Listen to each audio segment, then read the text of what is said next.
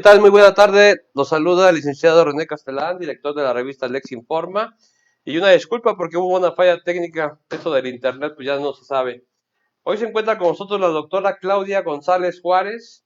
Es jueza de primera instancia, adscrita al Juzgado Primero Familiar del Distrito Judicial de Catepec de Morelos, Estado de México. Es doctora en Derecho por el Instituto Nacional de Desarrollo Jurídico, diplomado en Derechos Humanos, Laborales y Justicia Laboral por la Comisión Nacional de Derechos Humanos y la Escuela Judicial del Estado de México.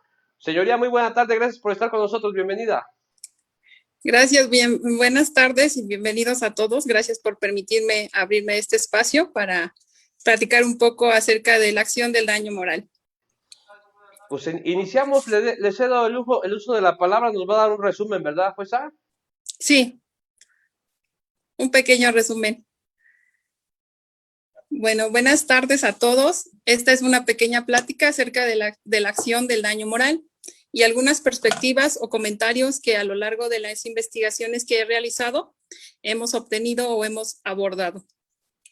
En primer lugar, pues hemos de reconocer que el ser humano es único y excepcional, que tiene una dignidad y una personalidad propios, y a partir de ello, pues generamos y tenemos derechos que son reconocidos humanos, derechos humanos que se rigen bajo un régimen jurídico al cual estamos sometidos, y que dentro de estos derechos propios que nos unen y que nos hacen ser únicos, están como el derecho a nuestra imagen, el derecho a nuestra voz, el derecho a nuestra vida privada, el derecho a nuestra vida familiar, el derecho a un nombre, a un seudónimo, el derecho también a tener una presencia estética, a tener una familia, amistad, generar bienes y asimismo tener sentimientos. Todos estos derechos que forman nuestra personalidad o todos estos áreas que están alrededor de nuestra esfera jurídica, pero también están en nuestra esfera interior, son nuestro patrimonio extramoral o extrapatrimonial. Algunos doctrinarios los llaman así, extrapatrimonial. ¿Qué pasa cuando estamos afectados en estos derechos o cuando estamos afectados en todas estas prerrogativas que nosotros tenemos? En el Estado de México se reconocen como derechos de las personas. Pues se nos crea o se nos genera un daño moral. Ese daño moral, en donde más allá de un daño material, vemos resarcidos nuestros sentimientos, vemos resarcidos nuestras perspectivas de vida, vemos mermados todas las posibilidades o aspectos que nosotros teníamos de expectativa de crecimiento. ¿Qué pasa cuando se sufre, por decir, un accidente de tránsito y en ese accidente de tránsito perdemos o nos lesionamos en manera definitiva o en manera temporal nuestros brazos o nuestras manos? Y siendo estos nuestros instrumentos de trabajo, pues nos vemos afectados sí en lo físico, sí en lo material, porque probablemente dejemos de trabajar, pero también nos vemos afectados en nuestros sentimientos, porque a lo mejor esa lesión nos deja una marca o nos deja un menoscabo en nuestras habilidades propias de movimiento, de desplazamiento, de a lo mejor de perspectiva de lo que podríamos haber llegado a hacer. Vamos más allá, si nuestra fuente de trabajo es, digamos, somos escritores y nos lesionamos la mano, o somos bailarines y nos lesionamos las piernas. Entonces, ahí nosotros vemos afectados no solamente en la materia física o en el daño material, sino también nuestros sentimientos. Entonces se ven afectados esa esfera jurídica, ese patrimonio moral del que todos gozamos. ¿Qué hacer cuando eso pasa? Pues simplemente tenemos a nuestro aspecto tenemos a nuestro alcance algunas acciones. En principal, la acción del daño moral. La acción del daño moral está a partir tutelada como un derecho humano. Bueno, nuestros derechos de las personas es como un derecho humano. Y esa acción del daño moral está tutelada por el Estado. Está tutelada en nuestro artículo 17 de la Constitución Política, porque nos da la oportunidad de acceder al órgano jurisdiccional para instarlos a fin de que en alguna forma se nos restituya ese daño moral. La acción del daño moral no tiene otra finalidad más que resarcir el daño. Ese daño en una forma, pues digamos, paliativa, porque no es cuantificable, dado que están en el patrimonio moral de nuestro aspecto, no es cuantificable y por tanto nuestros sentimientos no tienen un valor, nuestra afectación psicológica no tiene un valor, nuestra afectación sentimental, nuestra afectación en la perspectiva de vida, nuestro decaimiento que llegamos a tener no va a tener un valor. Entonces, ese daño moral lo que busca es el resarcimiento en cierta medida de nuestra situación que teníamos antes de sufrir ese daño. Bueno, en el Estado de México, en el artículo 7.159, se puntualizan los alcances de la reparación de ese daño y se enfoca a una indemnización de manera económica. Sin embargo, esa indemnización económica se encuentra, digámoslo así, limitado a la indemnización económica, porque es lo que determina el Código de Procedimientos Civiles del Estado de México. Sin embargo, si atendemos a los artículos 1, 17 y 133 de la Constitución Política de los Estados Unidos mexicanos, así como los artículos 8, 2 y 25 y numeral 1 de la Convención Americana de los Derechos Humanos, entonces implica que los tribunales del Estado también tenemos una obligación de resolver el conflicto de forma integral, de hacer un control de la convencionalidad de los derechos humanos, el cual debe de ser modelo para no dejar esa restitución o reparación del daño moral en una simple indemnización económica. Ya que, por otra parte, también tenemos a nuestro alcance lineamientos internacionales, como son la jurisprudencia que emite la Corte Interamericana de Derechos Humanos. Esta Corte Interamericana de Derechos Humanos, de acuerdo con lo que el Estado mexicano ha aceptado, sus resoluciones son de forma vinculante y entonces tenemos que, atendiendo a esta vinculación que existe y el principio pro persona y el control de la convencionalidad, al momento de resolver el daño moral, no nos vamos a constreñir a determinar nada más la indemnización en forma económica, sino que tenemos que hacer una interpretación conforme para que todos los derechos que esa persona señalada, digámoslo así, como víctima o quien sufrió el daño, pueda en un determinado momento acceder a una reparación de forma integral. De ahí que podamos sentir o establecer que la Corte Interamericana a lo largo de sus resoluciones ha enfocado a establecer responsabilidad. Bueno, el daño moral lo ha establecido o las reparaciones que ha establecido es enfocadas a la responsabilidad del daño moral que establece el Estado. Sin embargo, cuando nosotros tenemos una acción del daño moral en forma particular, bueno, pues el particular que nos proporcionó o nos causó el daño no va a tener los mismos alcances que podría tener el Estado para repararnos. Sin embargo, podemos tomar en forma orientadora cómo vamos a reparar ese daño y ya no solamente en la forma de indemnización económica. ¿Qué pasa cuando el daño moral afectó a nuestro honor, a nuestro crédito, a nuestro prestigio? Puede ser que esa reparación del daño moral ya no solamente se enfoque o no se esté buscando a que nos den una indemnización económica. Puede ser que la mejor forma de reparar ese daño sea a través de una disculpa pública por los mismos medios en los que se cometió ese desacreditamiento de nuestro honor, ese desacreditamiento de nuestra imagen. Y entonces ahí se esté velando un poco más por la reparación del daño que en una forma económica. A lo largo de la jurisprudencia de la Corte Interamericana, se han venido presentando diversos casos en los que hemos podido observar cómo la Corte ha implementado formas diversas para la reparación del daño. Tenemos el caso de... Permítame.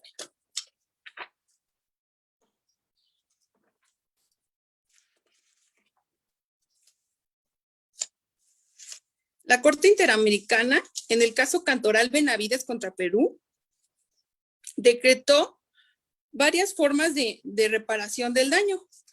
El caso Benavides contra Perú establece que Luis Cantoral Benavides sufrió tortura y sufrió un encarcelamiento sin una investigación correcta, y entonces la Corte buscó la reparación del daño en una forma integral para él, obligando al Estado de Perú a que todos sus antecedentes judiciales, una vez que ya que Luis Cantoral Benavides acudió a la Corte, que todos sus antecedentes judiciales, administrativos y penales ya no existieran, pero a la vez sostuvo que esos registros,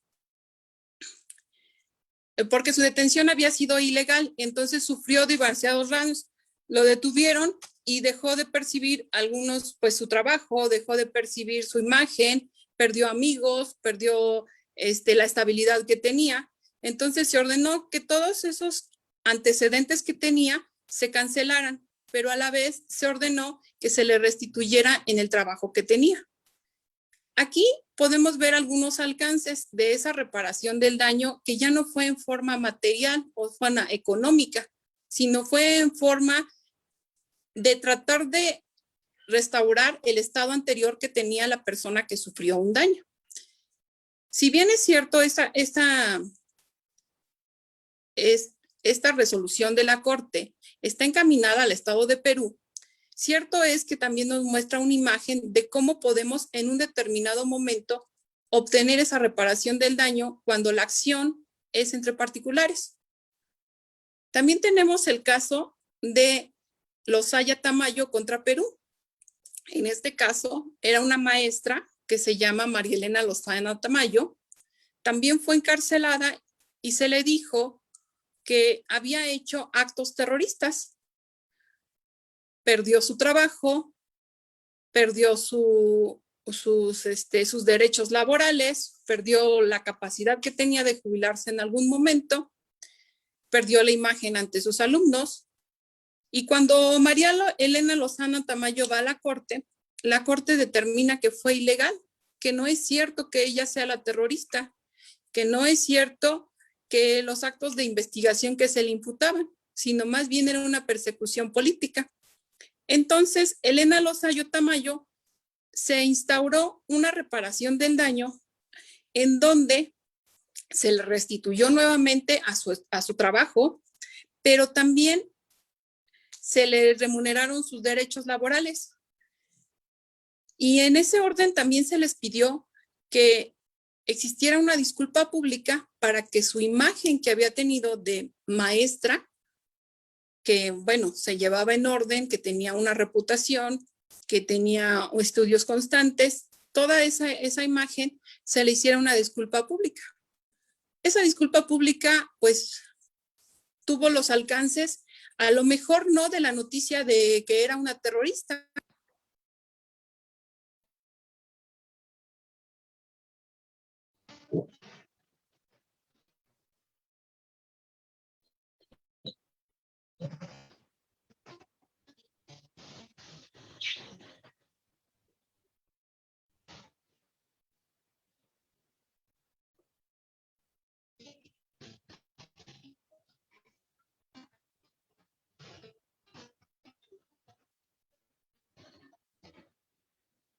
Jovito Juárez Cienfuentes, Astrún Villagrán, Henry Giovanni, Contreras Federico Figueroa Túnez.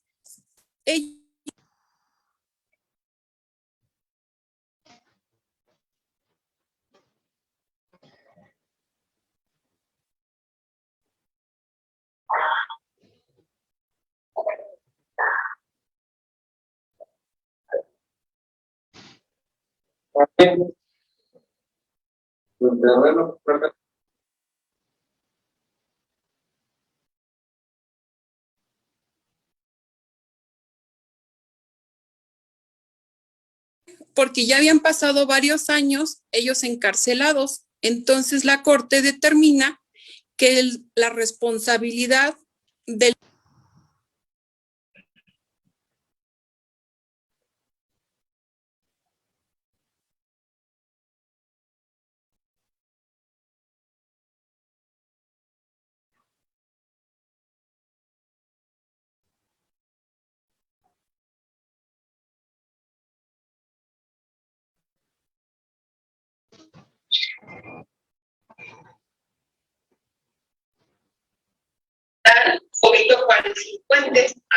llevado a llegarme de algunos bienes materiales o me hubiera llegado a tener alguna familia. Y en ese orden fue que se le ordenó al caso del Estado de Guatemala resarcir, pues allegándolos a una universidad, les hicieron que ellos pudieran tener acceso a la educación de la que se les había privado. Ese es otro ejemplo de cómo se pudo haber o cómo se puede resarcir el daño moral y no simplemente con una indemnización económica. Al final podríamos decir, bueno, también se traduce en dinero porque, bueno, te dieron el acceso libre ya a la educación y ya no tuviste que pagar toda la educación.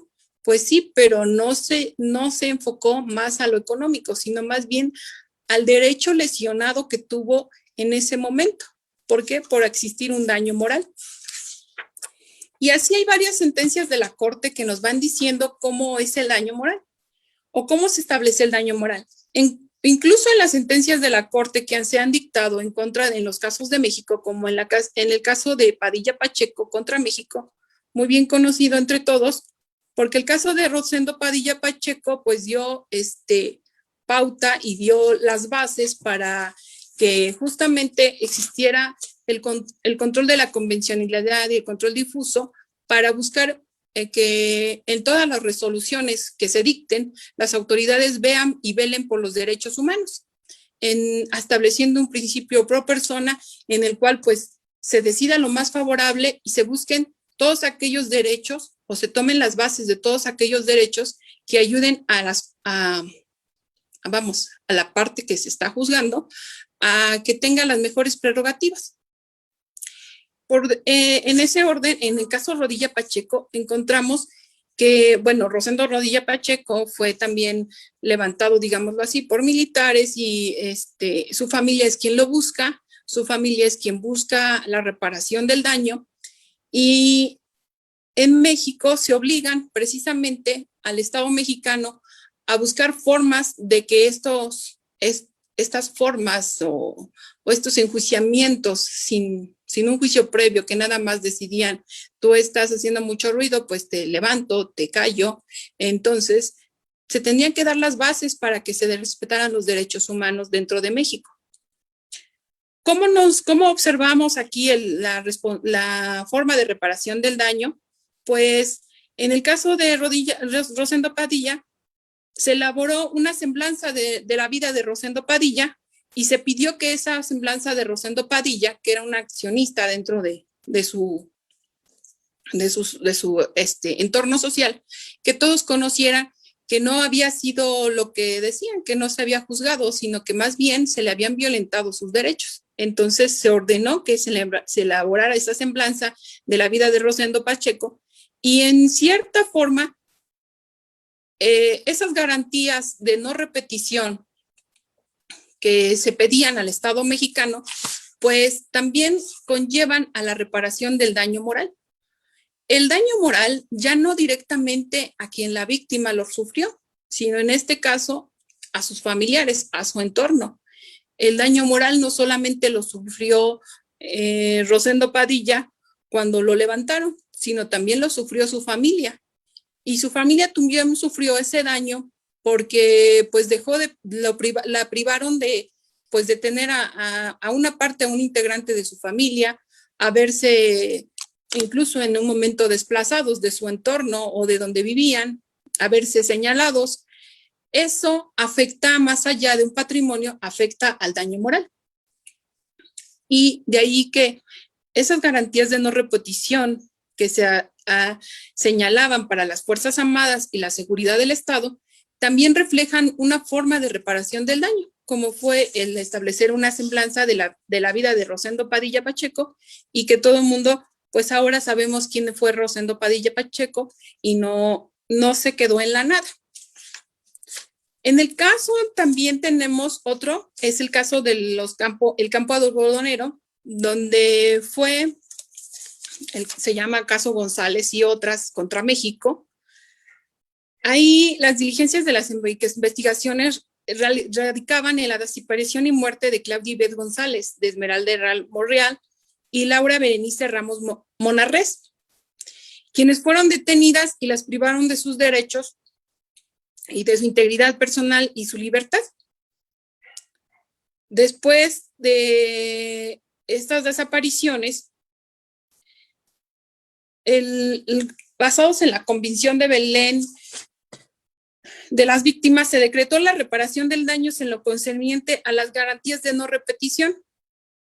El Estado debería de asegurarle a todos los demás gobernados que esa situación que habían vivido en el campo algodonero no se debería de volver a presentar.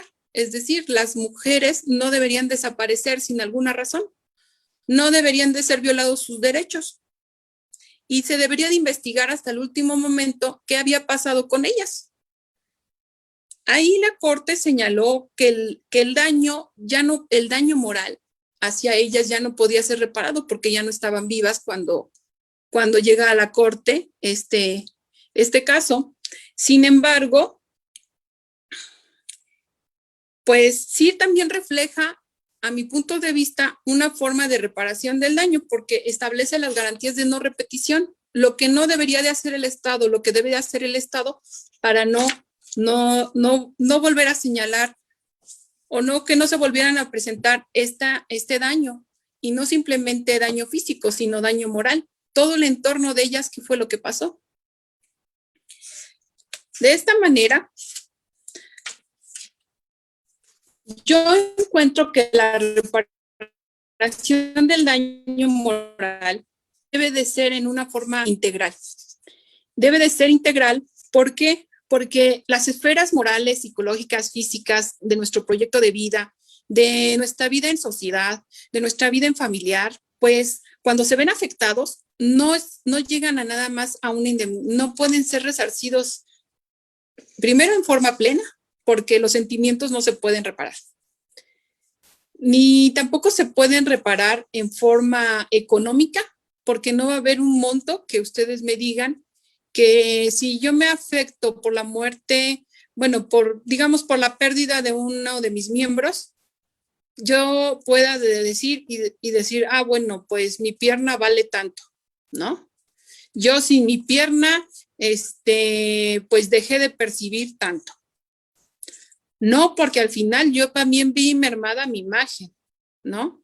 Digámoslo así, me cortaron una pierna porque sufrí un accidente automovilístico y en el que yo no tuve la culpa, fue un hecho ilícito, tuve un daño físico, sí, ya me lo repararon, ya me fijaron una indemnización por la responsabilidad civil, que en determinado momento tuvo quien accionó ese mecanismo y me provocó un daño. Sí, ya tuve una reparación del daño moral porque me pagaron todo, bueno, una reparación del daño no moral, porque me pagaron todos los gastos médicos, todos los gastos hospitalarios, es más, ya me compraron mi prótesis. Pero ¿qué pasa con mis sentimientos? ¿Qué pasa con la imagen que yo tenía de mí? ¿Qué pasa con la perspectiva de la imagen que tenían mis familiares, mi pareja? ¿Qué pasa con toda ese entorno psicológico y social que se me ve afectado? De ahí que exista una reparación del daño, más allá o en forma diversa a la reparación material, que puede venir de una reparación de una responsabilidad civil o sea contractual o extracontractual, subjetiva o objetiva. Pero también tenemos la responsabilidad sobre el daño moral que he causado. Entonces, por eso pugno y por eso digo que se deben de tomar en cuenta esas resoluciones que la Corte nos ha dado y nos ha ido enseñando para establecer que nuestro daño moral, cuando uno sufre el daño moral, la reparación debe de ser en forma integral.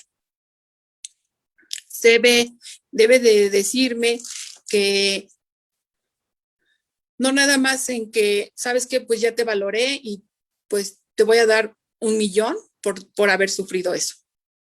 No, porque pues nada más me vas a mermar un poco y a lo mejor voy a poder decir, bueno, pues me opero, me compro una prótesis diferente, pero ¿qué pasa con todo lo demás que dejé de percibir? Hubo un caso aquí en el Estado de México del cual conocimos. Es un niño de preescolar de 3 años, está en el kinder, va jugando con sus amigos, la maestra les pone a hacer una actividad y resulta que les da canicas. Les da canicas, se les caen las canicas al suelo, el niño tropieza, va a dar y se da en un escalón.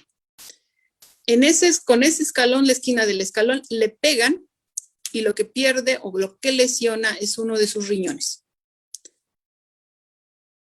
El niño sufre un daño físico, pero también sufre un daño moral. ¿Por qué? Porque sufrió un daño físico, se ve lesionado en su riñón, lo tratan, la maestra lo lleva le hablan a la mamá, lo llevan al hospital, llega al hospital, le dicen que no pasa nada, lo llevan a su casa, regresa y pues resulta que no es que no pasara nada, sino que el golpe le lesionó el riñón y lo pierde. El niño queda afectado para toda su vida con la pérdida de un riñón. Entonces sí tiene un daño moral. Y tiene un daño moral que le va a afectar para toda la expectativa de vida que el niño tenía. De 3 años, su expectativa de vida, pues si ahorita vemos, a lo mejor en el Estado de México, la expectativa de vida de una persona es de llegar a los 70 años. ¿Cuántos años de su vida le han afectado? Pues toda la vida. Y toda la vida porque el médico tratante le dice, bueno, a partir de este momento, a partir de este momento, aunque tú ya hayas tenido una atención médica, pues a partir de este momento tu vida va a cambiar porque te tienes que cuidar de esto, de esto, de esto y de esto, y no puedes hacer estas actividades. ¿Quién no decía que ese niño hubiera sido un atleta? Y que ahora por la pérdida de ese riñón, ese niño ya no puede ser el atleta. ¿Por qué? Porque ya no puede correr, bueno, sí puede correr, pero pues su actividad física se va a mermar porque nada más tiene un riñón. Igualmente con todas sus demás actividades. De allí que existiera un daño moral.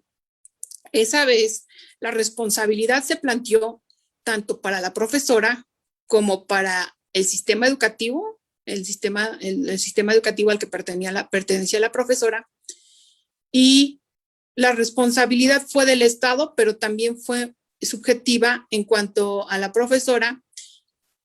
Y pues la escuela pagó los recursos materiales de la hospitalización, las operaciones que le hicieron y demás, pero sí se condenó a un pago de daño moral para resarcirle al niño de la expectativa de vida que tenía.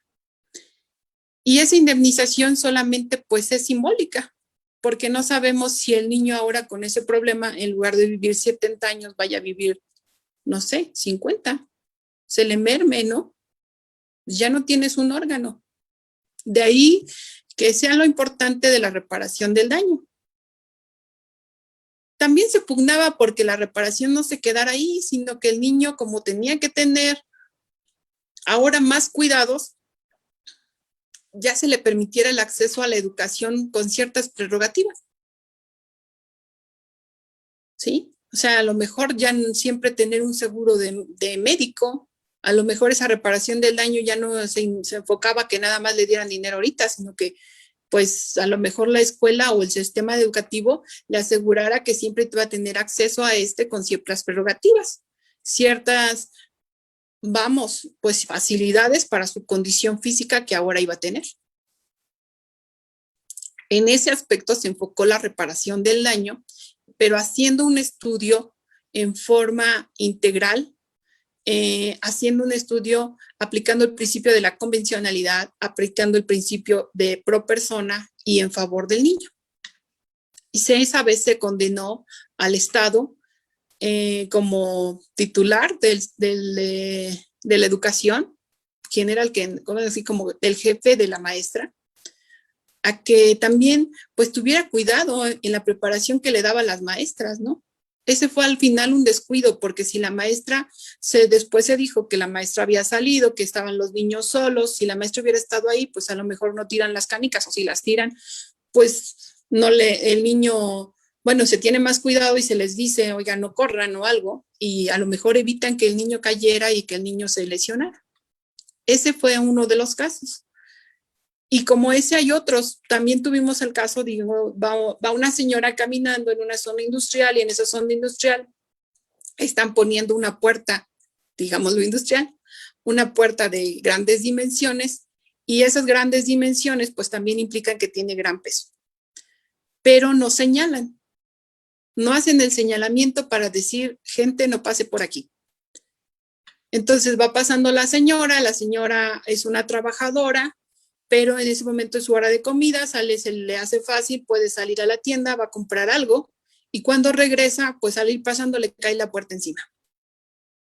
¿Qué pasó con la señora? Pues se fracturó la cadera, la asisten, pero termina fracturada de cadera con una incapacidad para trabajar, que más allá de su lesión o de su incapacidad para trabajar, que le van a determinar sus derechos laborales, también sufre un daño moral, porque la señora ya no puede seguir trabajando, pero la señora tampoco se puede seguir desarrollando dentro de la empresa.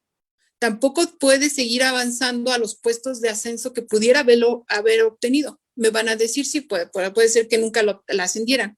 Pues puede ser que no, pero puede ser que sí. Puede ser que ella, en lugar de dejar de ser una secretaria, hubiera avanzado y hubiera accedido a otro puesto, digámoslo, bueno, secretaria relativamente, ¿no? Porque tenía una carrera. Entonces ahí se valoran todas esas circunstancias. Se le cayó la puerta pues sí, fue un descuido de los quienes estaban instalando la puerta, pero también fue una responsabilidad en ese entonces de la empresa que la estaba instalando. ¿Por qué? Porque no puso los señalamientos. Y existe un orden civil, Protección Civil ya les había establecido, bueno, cuando tú vayas a cambiar esto, pues tienes que poner y tienes que cercar y tienes que poner el conito en aviso preventivo y decirles por esta área no pasen porque pues voy a cambiar la puerta y la puerta está muy pesada y pues hasta para seguridad de los mismos trabajadores. Pero eso no sucedió y pues sucedió este accidente. Entonces ahí la señora buscó la reparación del daño moral. Ese daño moral iba enfocado no a que le pagaran la indemnización que ya le había pagado el seguro, no a que le declararan la invalidez permanente que iba a tener, sino a que le repararan el daño moral que ella sufrió, porque también en su entorno familiar se vio afectada. Ella era la imagen o era quien proveía de todos los recursos a su familia, pero cuando sufre este daño, pues en lugar de ser proveedora, dice ella, me siento ahora como un mueble, porque ahora mis hijos son los que tienen que salir a trabajar, porque ahora mis hijos ya no juegan conmigo, porque ahora mis hijos ya no me ven, y ahora me dicen, bueno, tú que no te puedes mover, ahí te quedas en una esquina. Entonces se vio afectada su forma y su desarrollo intrafamiliar, su forma y su desarrollo personal, su expectativa de vida, y de ahí que se valorara pues muchísimas cosas para establecer en ese entonces nada más una indemnización económica. ¿Sí? Pero si nosotros estableciéramos, ya hiciéramos un estudio como el que se hizo en el del niño, pues a lo mejor la reparación de la señora hubiera sido diferente, ¿no? A lo mejor se hubiera pugnado porque esa atención médica o esa atención psicológica, que era lo que más necesitaba, no se quedara en que le dieron un recurso económico, sino que fuera atendida y que en determinado momento, pues esa lesión se reintegrara en la medida de lo posible, a su ritmo de vida que diario uno tiene. Esos son algunos de los ejemplos que a lo largo de mi vida yo he podido observar. Bueno, y algunos otros hemos resuelto sobre el daño moral, pero en todos hemos observado eso, que vamos a buscar o deberíamos de buscar como juzgadores o como abogados, cuando nosotros ejercemos la acción del daño, ir más allá de buscar una indemnización económica, porque al final la indemnización económica nos van a mantener en ciertos parámetros. Al final también nos van a tener que decir que, bueno, Sí sufriste un daño, pero quien te lo ocasionó a lo mejor no tiene los recursos para estarte dando dinero. Y entonces caeríamos en no traer a colación lo que llamamos el lucro sobre la reparación del daño. No debemos de caer en que la reparación del daño me va a hacer rica. No debemos de buscar que la reparación del daño es que yo voy a empobrecer a quien me lo ocasionó, sino al contrario, lo que se debe de buscar es una reparación integral, como en la medida de lo posible. Incluso en el Estado de México, los propios lineamientos nos establecen que debemos de tomar en cuenta la situación económica de la víctima, la situación económica de la responsable, pero más allá de la situación económica, considero yo que debemos de tomar en cuenta la situación del derecho lesionado. ¿Cuál es el bien jurídico tutelado de que estamos pidiendo se nos restablezca?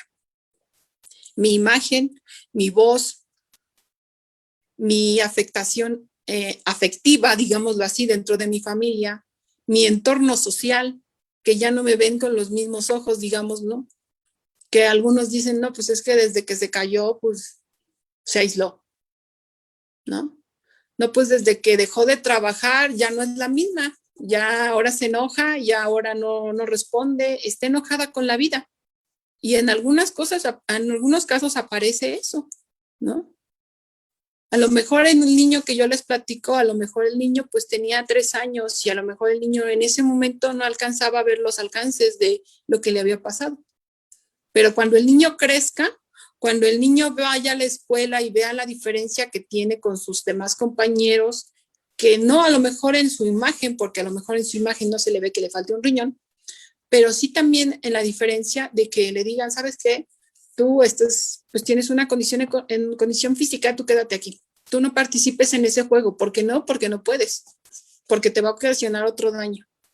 Entonces, al final son aspectos en tu vida que cada una de las acciones que tomamos y cada una de las acciones que hacemos, pues repercuten en ese daño o pueden ocasionar un daño moral.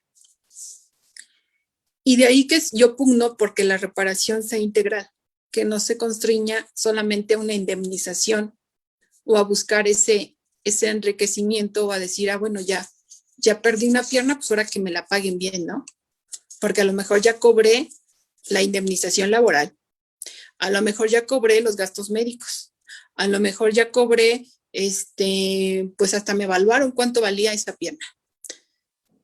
Y eso es una reparación, incluso ya les cobré en la materia penal, porque también debemos distinguir que el daño moral también es materia de estudio o materia de reparación en la vía penal.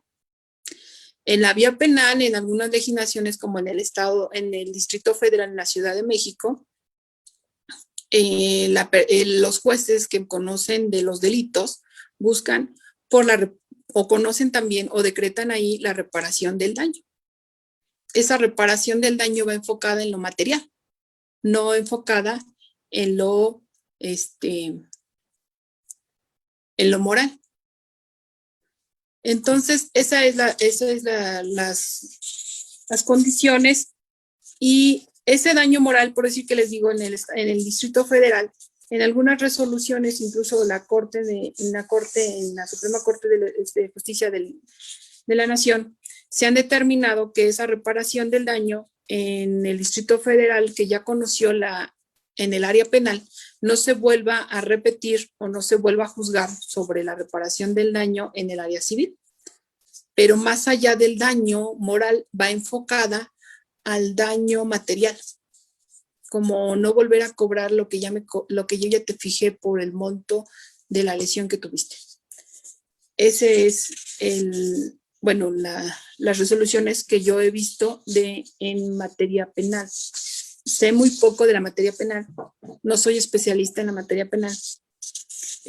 Yo me enfoco más en la materia civil, he conocido más asuntos en la materia civil y la reparación del daño directamente en la materia civil, distinguiéndola de la reparación que buscas cuando ejerces la acción de responsabilidad civil, objetiva o subjetiva, que es muy distinta. Y en ese orden, pues incluso la Corte ha determinado en algunas resoluciones respecto del daño moral, que ese daño moral te causa un daño físico, pero también que te puedes enfocar dentro del daño moral como un resarcimiento económico, pero más allá de eso también te lesiona en tu esfera que no se puede, que no es tangible, en tu esfera que nadie puede saber cuánto te duele a ti más que tú mismo, que son tus sentimientos, ¿sí? Es lo mismo que cuando decimos, bueno, pues yo busco la reparación del daño moral porque yo perdí a un familiar. Ese familiar perdió la vida, ¿sí?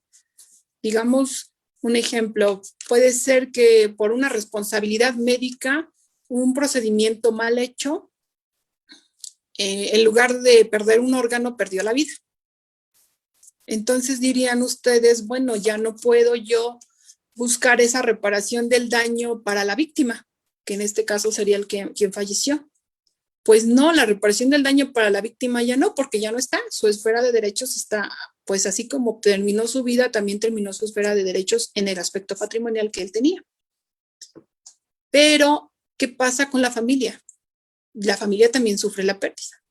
Y a lo mejor de esa responsabilidad civil, de esa responsabilidad médica que tenía el doctor que hizo el procedimiento mal, pues también podemos buscar una reparación del daño, pero en la responsabilidad, en el daño que ocasionó a la familia, ¿sí?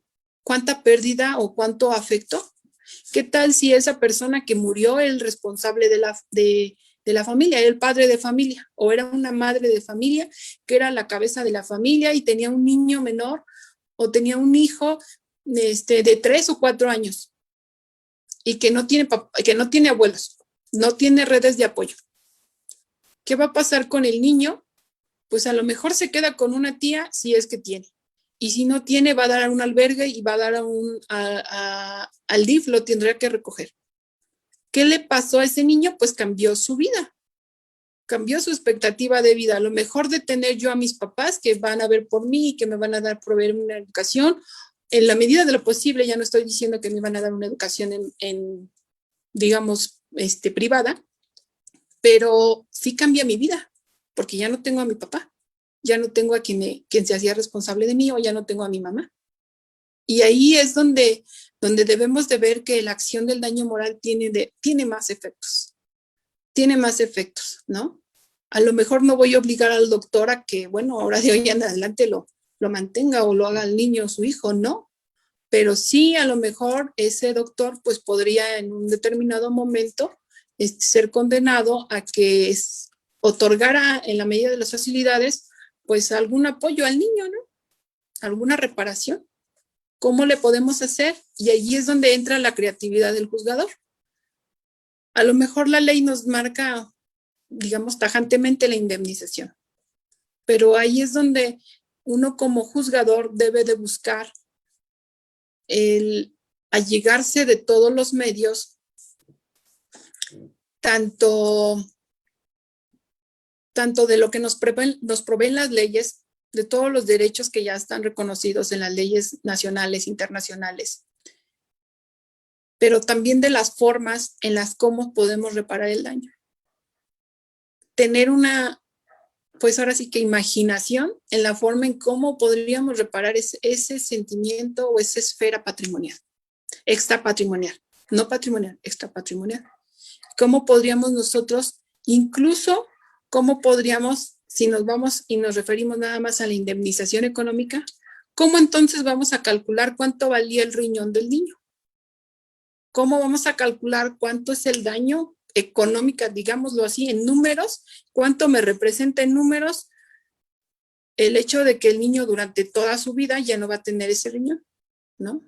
El hecho de que durante todo lo que le quedaba a la señora de vida, digamos, si tenía 40 años y se quedó lesionada, pues a lo mejor tenía otros 40 años, ¿no? O a lo mejor unos 20 de vida productiva, si nos vamos a la edad promedio que está en la ley del trabajo que dice que te vas a jubilar, ¿no? 60 años. ¿Cuántos años más iba a trabajar la señora? ¿Cuántos más iba a disfrutar de la vida? Digamos, se podía mover, se podía trabajar, podía seguir a lo mejor en ese trabajo, a lo mejor no, ¿sí? Pero a lo mejor podría haber hecho más cosas, ¿no? Esa es lo que deberíamos de valorar y lo que en cierta forma pues nosotros como al momento de resolver ya no solamente te vas y te dicen, ay, pues tanto. Incluso cuando ustedes plantean la demanda, enfocándonos a todos los litigantes, cuando se plantea la demanda, ustedes, pues en la mayoría de los casos no nos ponen, oiga, deme 1 millón, porque ustedes ni siquiera saben de dónde lo sacan. O sea, no pueden poner una cantidad, sino simplemente reclaman la reparación del daño moral. Cuantifícamela, porque eso es lo que la ley le permite. Pero si nosotros planteamos desde ese momento la demanda diciendo, oye, pues busco una reparación del daño, a lo mejor mi cliente no quiere dinero, a lo mejor mi cliente lo que quiere es que me reconozcan y me digan, oye, tú, que tuviste publicaciones, esas publicaciones son falsas y aquí está, yo lo que quiero es que se respalde tu imagen, ¿no?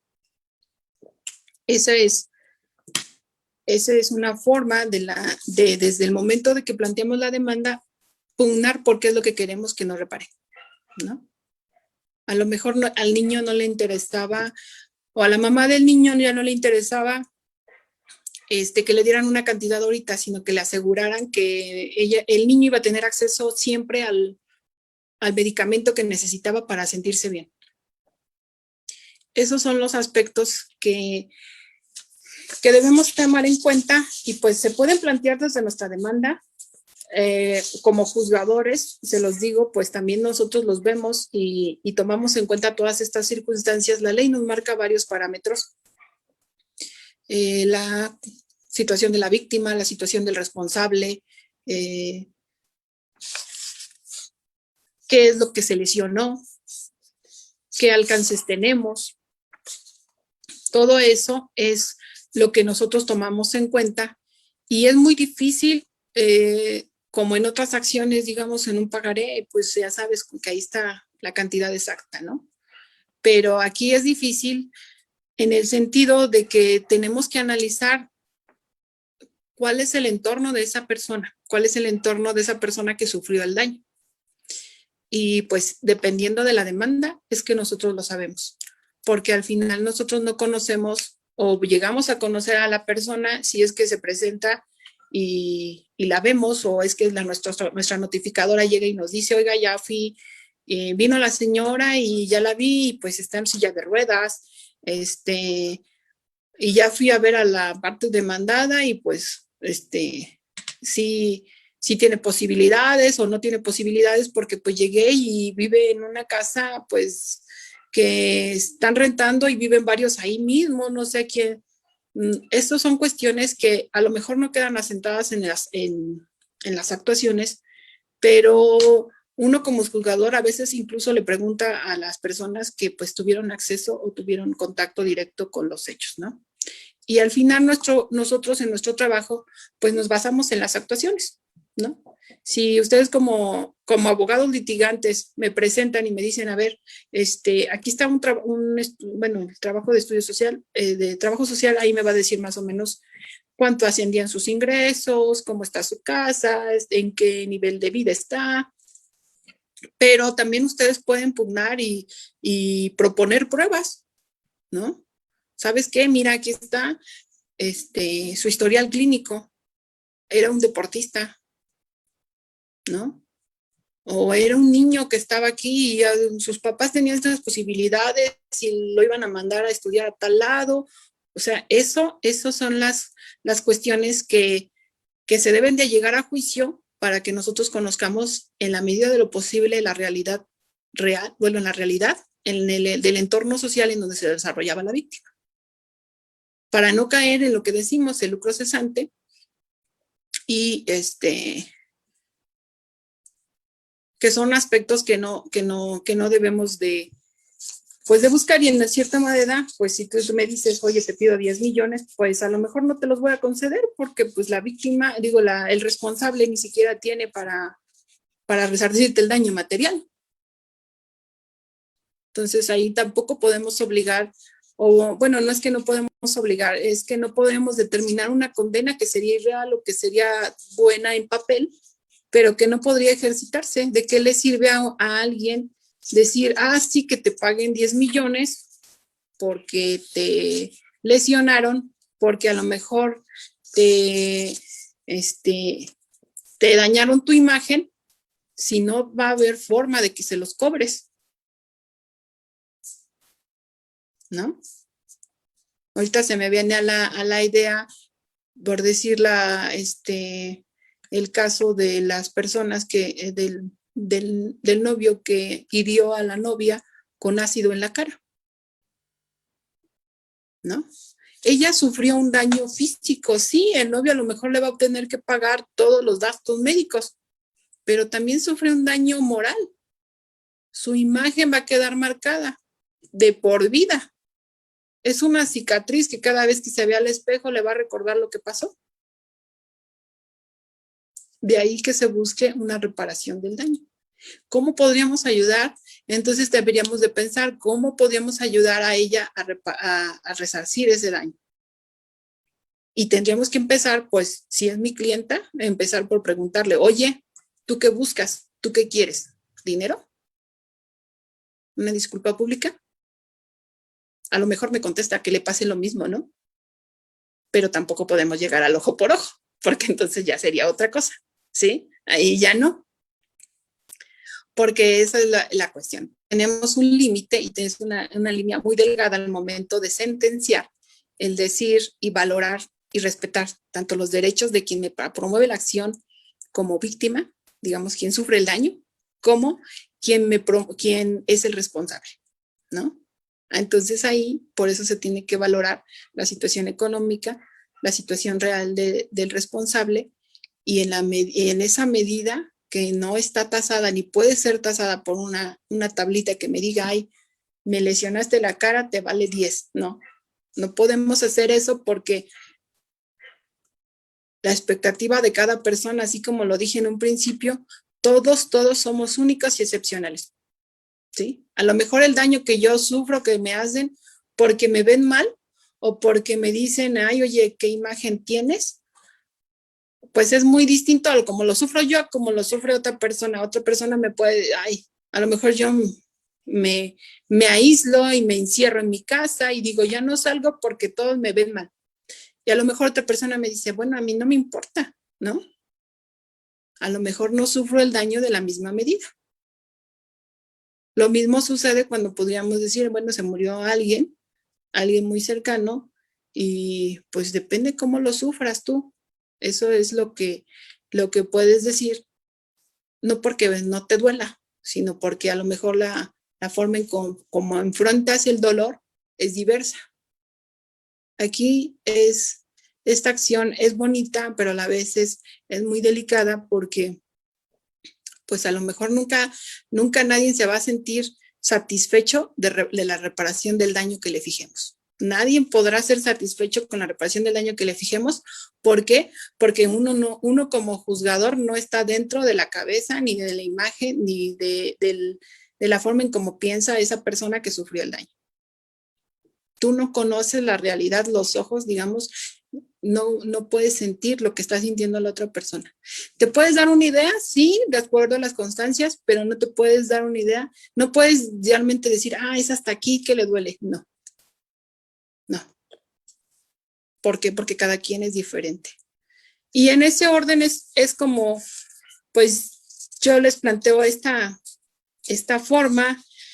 Incluso en algunos estudios que he hecho, en algunos proyectos de investigación, pues sí planteo incluso algunas reformas al Código Civil del Estado de México para que estas formas de reparación que la Corte Interamericana ha hecho referencia, como las garantías de no restitución, como la sustitución, la rehabilitación, todas ellas se vean ya plasmadas directamente en la legislación local. Sí, no podamos llegar a un estudio en forma, integral o aplicando el principio pro persona, el control difuso de la convencionalidad, y que con base en ello no podamos dictar una sentencia en forma integral ahora,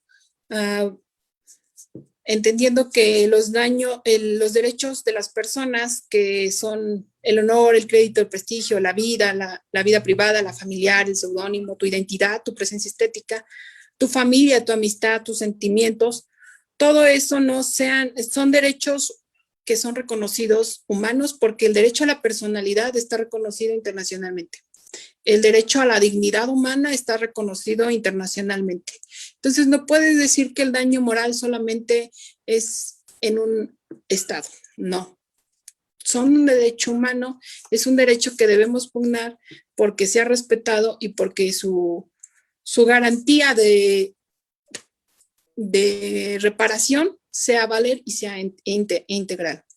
Y de ahí que a lo mejor no necesitemos, se puede establecer como ya directamente que nuestra propia legislación nos dé esas opciones y no nada más nos restrinja, por decirlo así, a una indemnización económica. Esas son mis aportaciones y pues esos serían mis puntos. No sé si alguien, eso sería todo, doctor. Tiene muchas preguntas, señoría, pero yo le quiero hacer una.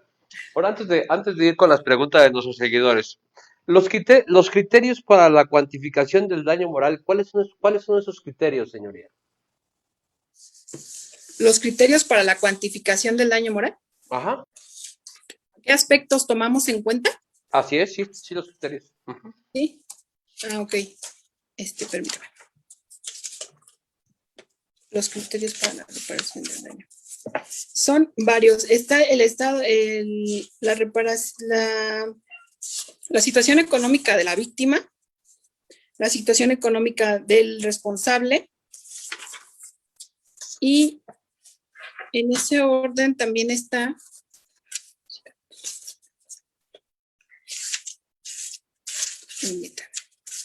están enumerados en el 7.159 del Código de Procedimientos Civiles del Estado. No, ese es el monto, sí. La situación económica de la víctima, del responsable, también debes de tomar en cuenta la afectación producida y el grado de responsabilidad.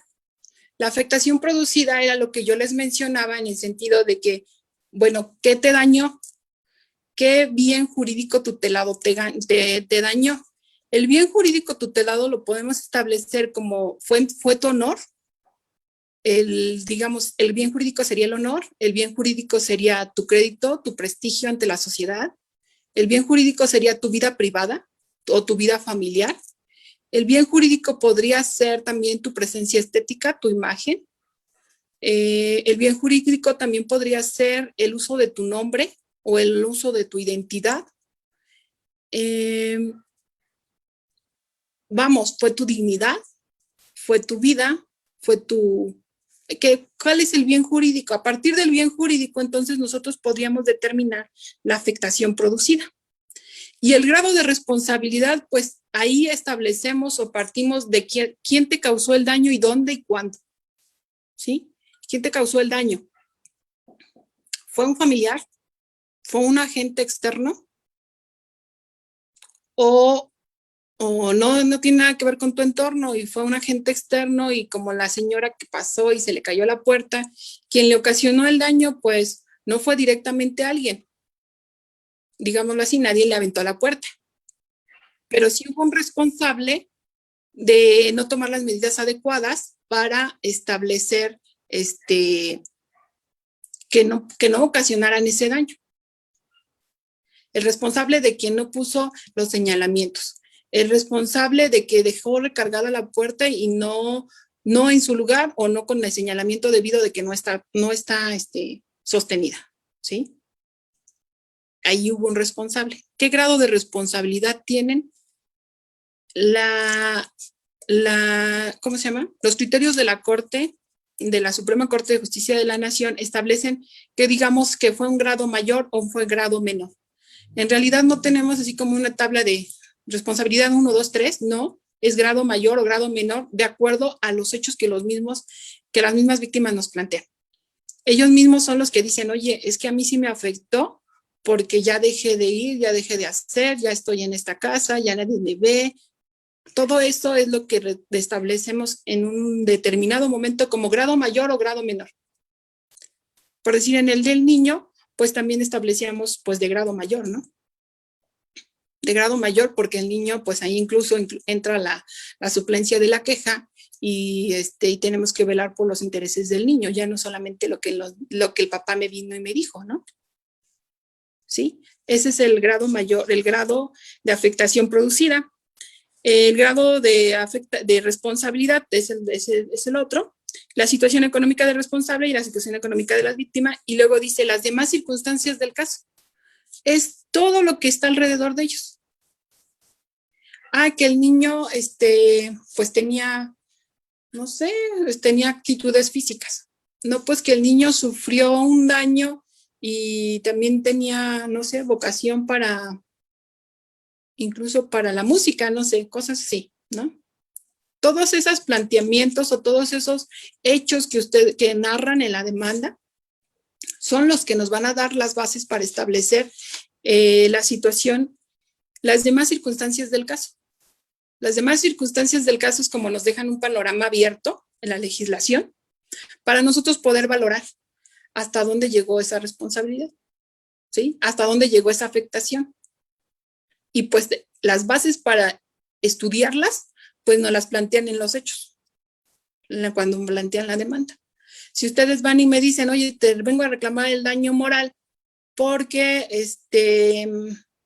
me hicieron un procedimiento mal y con ese procedimiento mal, pues, ¿qué crees? Que ya desde ese momento yo ya no puedo tener hijos. Y entonces, ahí tú me vas a decir, oye, es que yo siempre quise tener hijos. Es que mi expectativa de vida era yo casarme y tener tantos hijos. Siempre en mi familia hemos tenido muchos hijos. Y aparte de eso, pues a mí me ha causado un daño psicológico porque ahora pues ya me siento menos, ¿no? Son cuestiones que en los hechos que ustedes plantean son las demás circunstancias del caso que nosotros tendríamos que valorar en determinado momento. Esos son los montos, bueno, son los aspectos que actualmente para la indemnización económica se considera, pero que también nos dan las bases, esas demás circunstancias del caso, para nosotros en un determinado momento, haciendo un estudio de convencionalidad y un estudio de control difuso, donde apliquemos el principio pro persona, entonces nosotros fijemos bases para decir, ¿sabes qué? También te lesionaron este derecho y la reparación va a ser así, ¿no? O la reparación te la puedo implementar de esta manera. Esa sería la cuestión.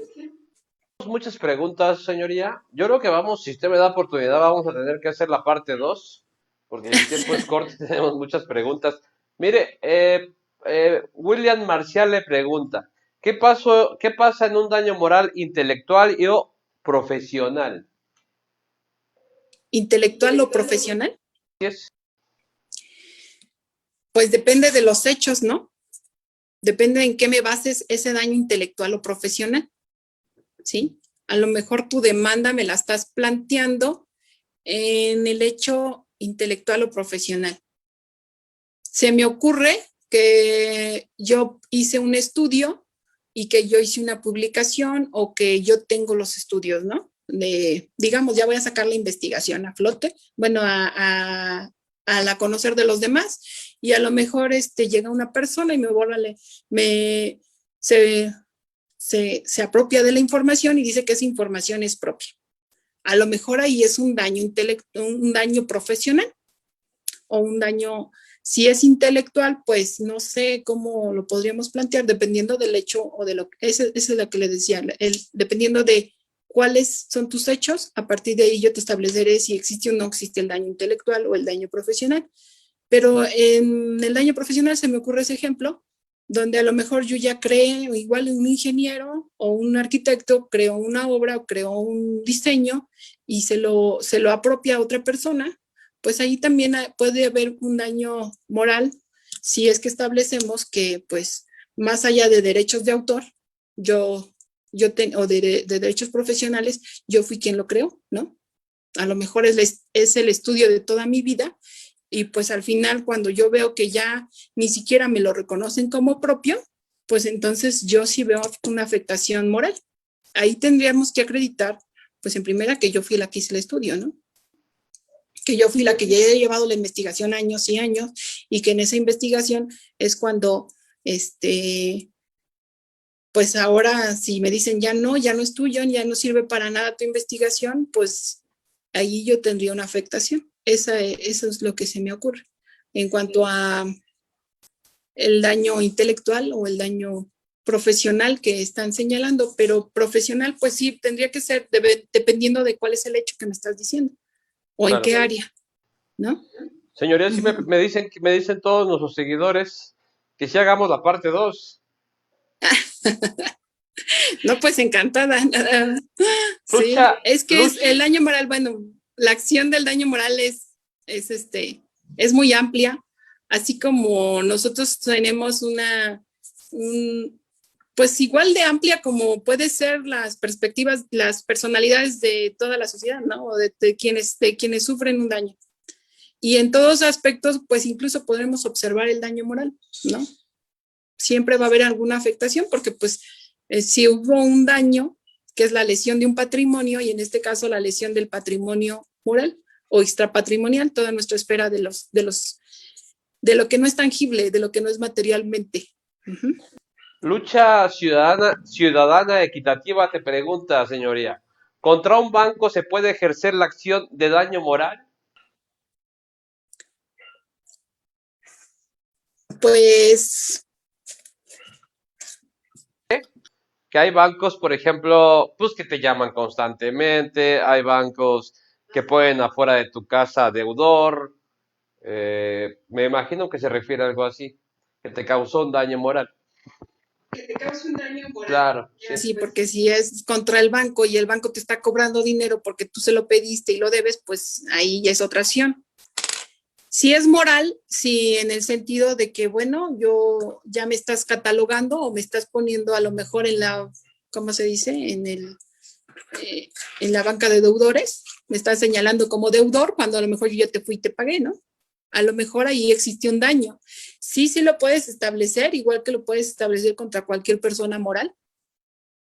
Donde sería al revés o sería diferente es cuando una persona moral o sí, imagino, una señoría, persona moral. me imagino que es cuando se requiere el pago y el banco te está llame y llame y llame y no lo hace por la vía legal. Sí, ahí sí podríamos establecer, pero establecer en cuáles son tus bienes jurídicos tutelados, que sería en este caso, pues a lo mejor tu vida privada, ¿no? Claro. A lo mejor tu vida privada porque te está invadiendo la esfera de tu vida privada al estarte hablando y hablando en forma constante, y te está hablando en forma constante ya ni siquiera dentro del horario de digamos, que se está señalado para que te puedan requerir, ¿no? Yes. Sí, ahí sí me podría establecer, pero sí tendríamos que ser cuidadosos en los hechos que narramos para poder probarlo. Para poder probarlo. Rafael Plancarte te pregunta, señoría, ¿cómo accedes a esa justicia? ¿Se acude a una fiscalía, es gratis o se necesita un abogado privado? Para ejercer la acción del daño, tienes que tener un abogado del daño moral. Tienes que tener un abogado, pero ese abogado, si tú no tienes funciones y dependiendo pues de tu situación económica, también puedes allegarte a los defensores de oficio. Digo, la acción del daño moral no es exclusiva de un abogado particular. La acción del daño moral la puede plantear cualquiera, pero sí se necesita el apoyo de un abogado porque pues es como todo una acción civil o una acción del orden civil. Y en esa acción del orden civil, pues en todos los procedimientos necesitamos la asesoría de un abogado.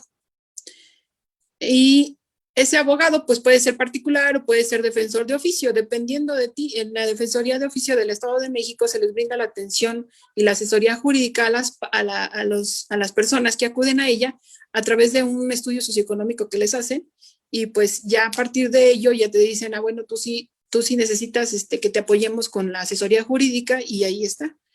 Como tal, no es una acción, es una acción civil, y si necesitas el respaldo de un abogado, porque así lo maneja la legislación del Estado de México, la legislación de la mayoría de los estados, en donde te dicen que para tú interponer una demanda, pues tienes que tener el asesoramiento de un abogado, porque pues no es una acción que nada más tengamos digamos, no es una denuncia penal, no es un organismo que nada más se dedique a indemnizar o a cuantificar el daño moral.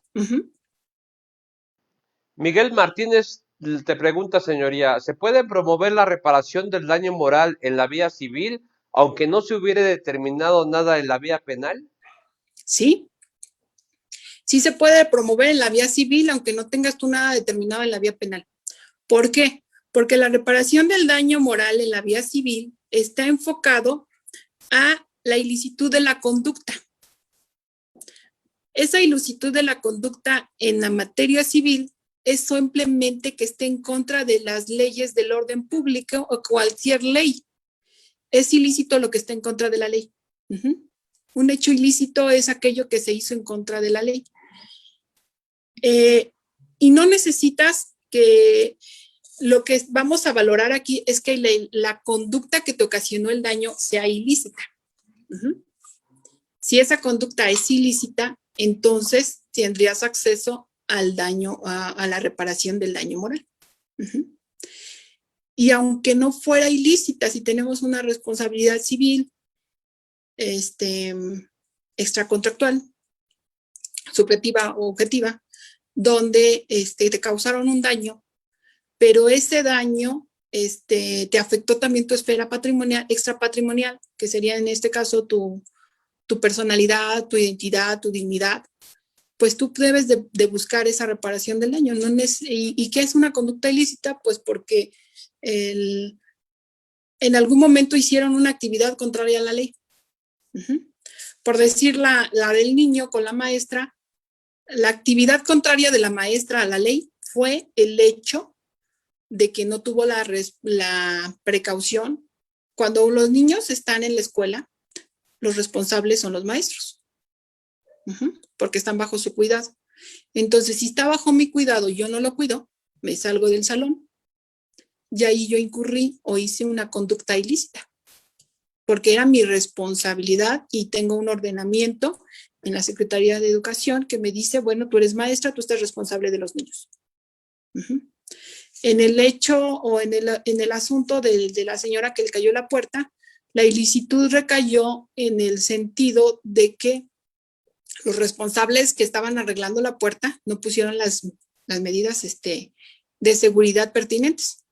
Y hay una ley norma que dice que en la ley de protección civil, que es necesario y obligatorio que cuando tú estás en una zona industrial tengas el señalamiento cuando estés haciendo unos trabajos de reparación. Entonces ahí está la ilicitud, ¿sí?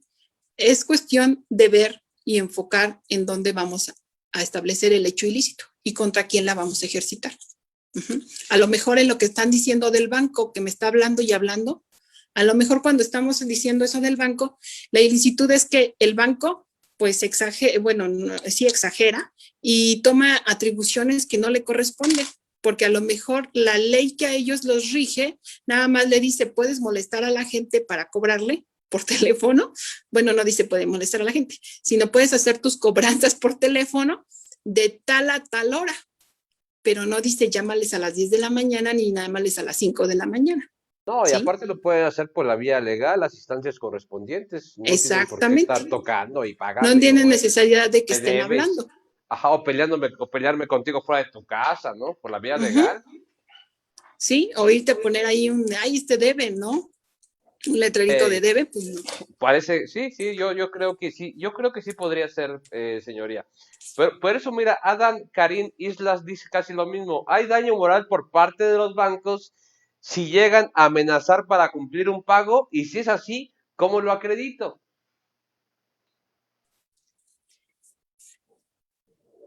¿Cómo lo acreditas? Pues viendo primero cómo te afectó. Ajá. ¿Cómo? El banco está amenazando que tiene que hacer un pago. Y si es así, ¿cómo lo acredito? Pues graba graba la amenaza. Sí, Se me claro. ocurre, ¿no? Graba la amenaza, busca una forma en que tú acredites que te está amenazando. ¿Sí? Hay otra Es pregunta. cuando, vamos, que es Cuando dicen es que es mi crédito, mi desprestigio, ya publicaron o hicieron algo, pues acredítame que lo hicieron, ¿no? Acredítame que te dañaron esa imagen. ¿Cómo lo acredito? Pues ahorita se me ocurre que grabes al banco, ¿no? Aparte yo recomendaría, bueno, si debo pago, si no tengo, bueno, voy a negociar con el banco, no tengo ahorita, pues espérame. Algo se puede hacer, señoría. Ajá. Pues por último, hay muchísimas preguntas, señoría, que si usted gusta y le va a pedir de favor, si las puede contestar ya que terminemos, está ahí, va a salir en nuestra página, porque van a quedar varias preguntas pendientes. Y aparte me la voy a invitar a la 2, a la parte 2, porque sí es muy importante que entendamos este tema.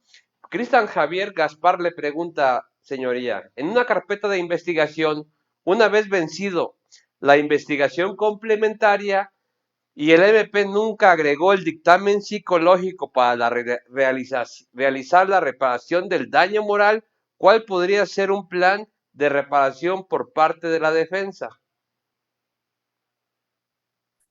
Pues ejercitar la acción civil de daño moral. Así es, ¿No? yo comparto. En la vía penal, pues tú te podrías continuarlo, pero en la vía civil, pues tú vas, inicias, no necesitas que termine el proceso penal. Si tú ya sabes que tienes un daño o que puedes acreditarlo, pues te vas a la vía civil y en la vía civil planteas tu acción y en la vía civil planteas tus pruebas. ¿Qué vas a plantear? Pues que me hagan el estudio de psicología a mi persona, a la persona que está dañada, a mi cliente, que me hagan el estudio de trabajo social, a lo mejor, que me hagan el estudio de incluso un peritaje médico, donde me digan, pues ya ahí tiene una lesión. Y entonces a partir de ello, pues ya establezco o ya se podrá valorar esa indemnización por reparación del daño moral. Si es lo que no, pues ya sería cuestión ahí de iniciar la acción civil. Claro. No va peleada con la acción, con el área penal, pero si tú ya en el área penal no te han resuelto, pues pásate a la civil. No necesitas esperarte a que tengas una resolución penal, ¿no? Incluso han llegado a presentarnos asuntos donde se ejercitan en la acción del daño moral y en la acción del daño moral me dicen, ¿sabes qué? Ya me fijaron una reparación del daño también moral en la materia penal.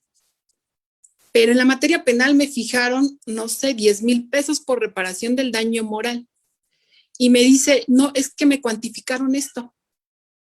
Y yo te vengo a decir que vengo a la acción del daño moral porque no me tomaron en cuenta esta afectación, no me tomaron en cuenta este peritaje, no me tomaron en cuenta que realmente yo tuve un desequilibrio psicológico, un desequilibrio emocional, un desequilibrio en el entorno familiar. Y eso no me lo han valorado. Y en el daño moral que me fijaron en materia penal, nada más me valoraron que tuve una pérdida económica. Entonces, eso lo planteas como una acción del daño de acción civil y en la acción del daño civil retomamos todo eso. Si ya te fijaron un monto, a lo mejor aquí yo te hago la cuantificación y te digo, ¿sabes qué? Sí tienes razón, porque no te tomaron en cuenta este y este aspecto. De más circunstancias del caso, lo que dice el artículo. De más circunstancias del caso, y en esas demás circunstancias del caso, entonces, no me te valoraron esto y para mí la cuantificación que me sale es de tanto, ¿no? Y el monto puede ser superior. Y ahí incluso yo alguna vez encontré una tesis de jurisprudencia donde decía que del monto que tú cuantificas en la acción del daño civil, del daño moral civil, puedes deducir lo que ya le pagaron o lo que le condenaron en el daño moral en materia penal, ¿sí? Digamos, si aquí me sale una cuantificación de, es muy baja, pero a lo mejor de 100,000 pesos, y en la materia penal me cuantificaron y me dijeron tu reparación es de 10,000 pesos, pues a lo mejor aquí te lo condeno a que te pague 90,000, ¿no? Pero ya le hago el razonamiento y le digo, es que ya tienes una condena ya. Y eso quiere decir que en mi razonamiento yo tenga que decir o argumentar que la condena no es una doble condena, porque también me van a decir, oye, ya me habían condenado allá y ahora tú me vas a condenar aquí. No, no, no, no. Yo aquí te estoy condenando por lo que no te cuantificaron allá. Ya no voy a decir, no te voy a tomar en cuenta lo que ya te cuantificaron allá. Que podría ser los gastos médicos, que es también diferente a lo cuando dijimos el daño material. Te cobran los gastos médicos, te cobran las prótesis, te cobran todo eso. Es diferente a el daño moral, porque no lo vas a cuantificar así. Lo podrás tomar de parámetro, lo podrás sí, pero no lo vas a decir que le estás cuantificando eso, porque en realidad lo que estás cuantificando es el daño moral, lo que te afectó a ti el sufrir esa pérdida o tener esa lesión. Ok, señoría, tiene algunos comentarios. Guadalupe Godínez dice: felicidades por la transmisión a la revista Lex, por la acción del daño moral. Gracias al maestro Castellán y a la maestra Claudia González, y una excelente exposición. Zenaida Graciela dice: bueno, Zenaida Graciela, bueno. Alonso, la doctora dice: excelente ponencia, gracias por su sapiencia. Perla Hernández dice: Cortés, felicidades, es un importante entender el daño moral. Jonathan Sánchez Ibáñez, muy buena ponencia. Y además tiene algunos saludos. Armandius dice, le envía saludos. Diana Isabel, saludos desde Panamá. Isabel desde Tlaxcala. Mariana Maldonado le manda desde Veracruz. Zenaida le manda saludos desde Guerrero. Y Elisa González le envía igual saludos. Maestra, ¿algo más se quiera, doctora, perdón, algo más se quiera agregar? No, pues nada, al contrario, muchísimas gracias. Saludos a todos, saludos a todas las partes que estamos llegando. Y pues solamente es una pequeña charla sobre la acción. Los aspectos son muchísimos, las preguntas, los aspectos que se consideran pues son individuales como cada caso, como cada demanda es diferente, cada circunstancia es diferente, como cada persona es diferente. Entonces ahí los aspectos que valoramos o que llegamos en determinado momento a valorar pues dependen de la demanda que planteamos, de los aspectos que nos están diciendo que se lesionaron, de las pruebas que instauraron. Y cada daño moral es diverso, no porque a alguien le dijeron, oye, es que a mí me atropellaron y tuve un daño moral y me dijeron una indemnización de tanto, ya ahora ya todos digan, ay, pues si te atropellan de la misma manera te va a pagar tanto. No, porque cada caso es diferente, cada circunstancia es diferente. Entonces de ahí la indemnización es diversa y es propia de cada circunstancia del caso, de cada aspecto esencial, y que no hay ninguno idéntico. No hay ninguno idéntico porque, como les decía, cada persona puede estar sufriendo el daño de diferente manera. Doctora, y pues esas... muchísimas gracias, doctor René, por esta oportunidad de platicar en su foro, que es muy amplio, que sé que llega a muchas personas y que pues me da muchísimo gusto y me siento honrada por esta oportunidad que me están dando para poder platicar un poco de lo que a mí me apasiona, de lo que a mí me gusta, que es el estudio y que es pues el área civil también, bueno, y en otras áreas, pero en especial la área civil, que también estamos empapadas de estas acciones. Pues doctora, yo la quiero comprometer. Yo la quiero comprometer a hacer la etapa 2, porque quedaron muchas preguntas. Todavía, bien lo comenta usted, es muy por encima. Todavía no, son muchas cosas que hay que hablar de esto. Pero sí la quiero comprometer, doctora, a seguir con el programa 2, ¿le parece?